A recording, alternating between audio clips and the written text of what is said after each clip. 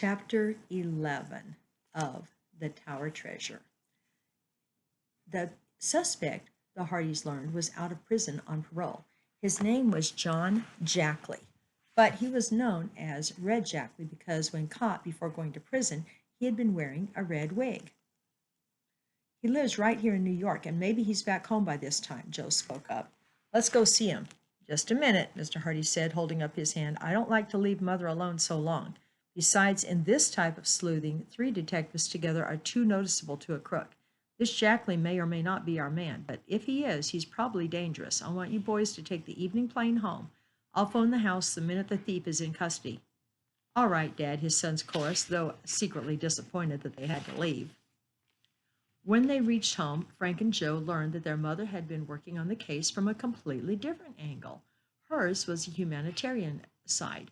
I want to call on the Robinsons to try to bolster their spirits, she said. I told them about your trip to New York, and that seemed to cheer them a lot. Monday, I'm going to bake a ham and a cake for you to take to them. Mrs. Robinson isn't well and can do little in the kitchen. That's swell of you, Frank said admiringly. I'll go. Joe told him he had a tennis match to play. I'll do the next errand, he promised. Monday, during a change of classes, Frank met Callie Shaw in the corridor. Hi, she said. What great problem is on Detective Hardy's mind? You look as if you'd lost your best criminal. Frank grinned. Maybe I have, he said. He told Callie that he had phoned home at noon, confidently expecting to hear that his father had reported the arrest of the real thief of the Applegate money and the exoneration of Mr. Robinson. But there was no word, Callie. I'm worried Dad may be in danger. I don't blame you, she said. What do you think has happened? Well, you never can tell when you're dealing with criminals. Now, Frank, you're not trying to tell me your father would let himself get trapped, Callie said. No, I don't think he would, Callie. Maybe Dad hasn't returned because he still hasn't found the man he was looking for. Well, I certainly hope that thief is caught, said Callie, but Frank, nobody really believes Mr. Robinson did it. Nobody but Herd Applegate and the men who employ people. Until they find the man who did take the stuff, Mr. Robinson is out of a job. I'm going over to see the Robinsons soon. Where are they living? Frank gave Callie the address. Her eyes widened. Why, that's in one of the poorest sections of the city. Frank, I had no idea the Robinsons' plight was that bad. It is, and it'll be a lot worse unless Mr. Robinson gets work pretty soon. Slim's earnings aren't enough to take care of the whole family. Say, Callie, how about going over to the Robinsons with me after school? Mother's sending a ham and a cake. I'd love to, Callie agreed. The two parted at the door of the algebra teacher's classroom. As soon as the last bell had rung, Frank and Callie left the building together. First, they stopped at the Shaw house to leave the girls' books. I think I'll take some fruit to the Robinsons, Callie said, and quickly filled a bag with oranges, bananas, and grapes. When the couple reached the Hardy home, Frank asked his mother if any messages had come. No, not yet, she answered. Frank said nothing to her about being concerned over his father as he tucked the ham under one arm and picked up the cake box. But after he and Callie reached the street, he again confided his concern to Callie. It does seem strange you haven't heard anything, she admitted, but don't forget the old saying, no news is good news, so don't worry. I'll take your advice, Frank agreed. No use wearing a sour look around the Robinsons. Or when you're with me either, Callie said, tossing her head teasingly. Frank hailed an approaching bus bound for the section of the city in which the Robinsons lived. He and Callie climbed aboard. It was a long ride, and the streets became less attractive as they neared the outskirts of Bayport. It's a shame, that's what it is, declared Callie abruptly. The Robinsons were always accustomed to having everything so nice, and now they have to live here. Oh, I hope your father catches the man who committed that robbery, and soon. Her eyes flashed, and for a moment she looked so fierce that Frank laughed. I suppose you'd like to be the judge and jury at his trial, eh? I'd give him 100 years in jail, Callie declared. When they came to the street where the Robinsons had moved, they found that it was an even poorer thoroughfare than they had expected. There were small houses badly in need of paint and repairs. Shabbily dressed children were playing in the roadway. At the far end of the street stood a small cottage that somehow contrived to look homelike in spite of the surroundings. The picket fence had been repaired, and the yard had been cleaned up. This is where they live, said Frank. Callie said, it's the neatest place on the whole street. Paul and Tessie answered their knock. The twins' faces lighted up with pleasure when they saw who the callers were. Frank and Callie, they exclaimed, come in. The callers were greeted with kindly dignity by Mrs. Robinson. She looked pale and thin, but had the same self-possession she had always shown at Tower Mansion. We can't stay long, Callie explained, but Frank and I just thought we'd run out to see how you all are, and we brought something for you. The fruit, ham, and cake were presented. As the twins owed and awed over the food, Mrs. Robinson's eyes filled with tears. You are dear people, she said. Frank, tell your mother I can't thank her enough.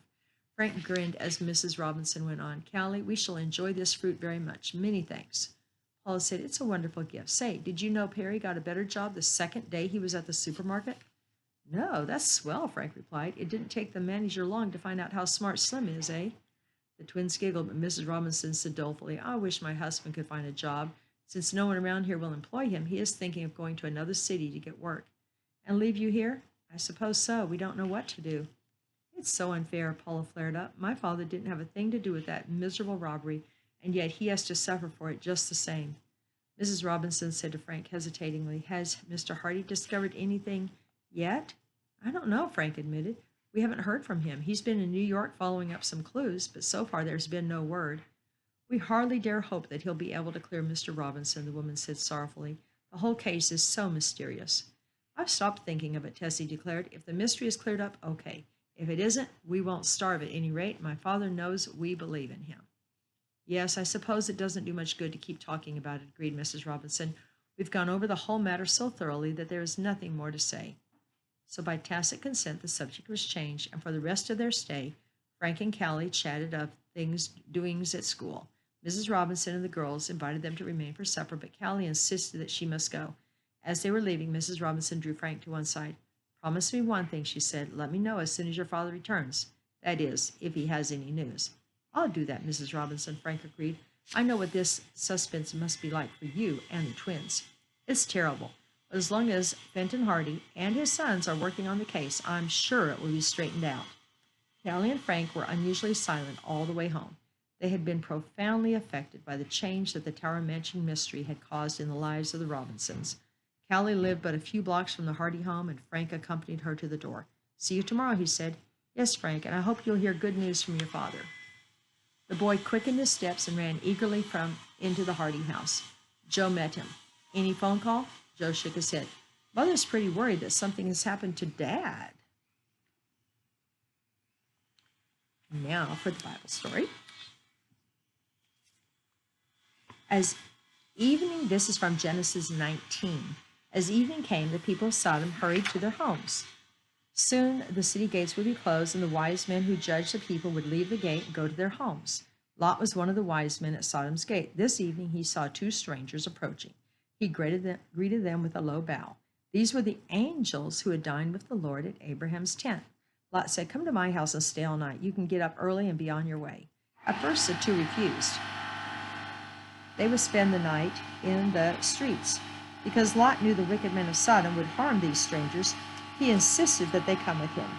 Finally, they did. Lot brought water to wash their feet and prepared good food for them.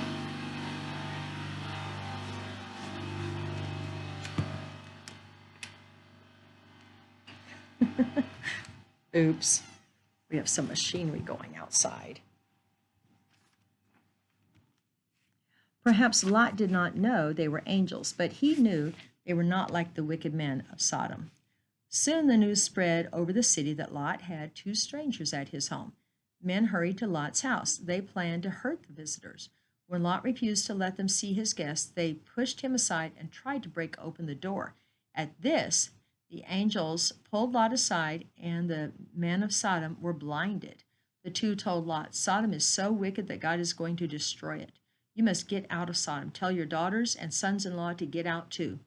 Lot went to the homes of his sons-in-law, two men of Sodom. He told them, "We must get out of Sodom, for the Lord is going to destroy it." But they did not believe him and would not leave. Before the sun rose, the angels urged Lot, "Take your wife and two daughters and flee for your lives." How hard it was for Lot to leave his home and his riches, but God was good to him, and the angels forced him and his family to leave the city. The angel said, "Run to the mountains for your lives. Do not even stop long enough to look back." But Lot's wife looked back, and she became a pillar of salt. Poor unhappy Lot, how afraid he was. He thought it would not be safe even in the mountains, so he prayed to God to spare a small city nearby and allow him and his daughters to go there. God granted his request, and they fled to that city. It was called Zoar, which means littleness. Just as the sun rose, Lot and his daughters entered the gate of Zoar. Then a great rain of fire and brimstone fell upon Sodom and Gomorrah and all the neighboring cities. Everything was destroyed. Later, Lot and his daughters feared they were not safe at Zoar, so they went to the mountains. There they lived in a cave far away from other people.